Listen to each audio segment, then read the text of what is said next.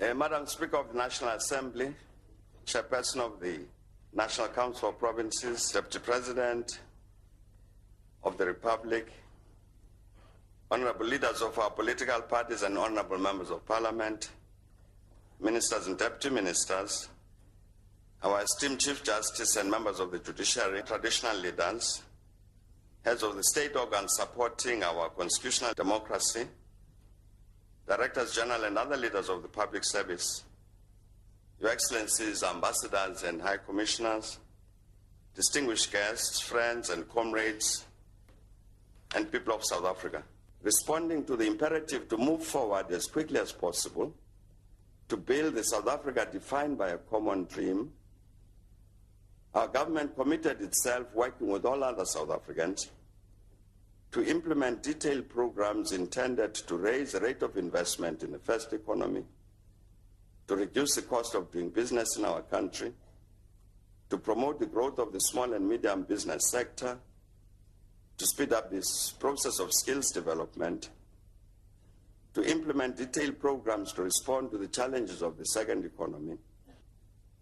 to continue with programs to build a social security net to meet the objectives of poverty alleviation, to improve the safety and security of all citizens and communities, to ensure that the public sector discharges its responsibility as a critical player in the growth, reconstruction, and development of our country, to accelerate the process of renewal of the African continent, and increasingly to contribute to the resolution of major questions facing the peoples of the world. Since the popular mandate of 2004, we have made welcome progress in further changing South Africa for the better. We should not and do not underplay the many difficulties that we continue to confront. But the message that our collective experience communicates to all of us is that working together, we can and shall succeed in meeting the common objective we have set ourselves as a nation, to build a better life for all in a country that no longer contains within it and represents much that is ugly and repulsive in human society. We should today, even more confidently, speak together of freedom.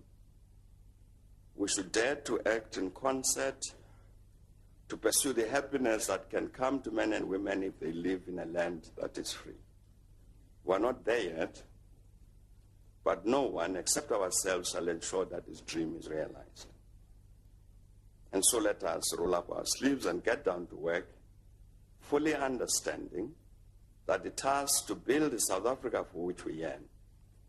is a common responsibility that we all share.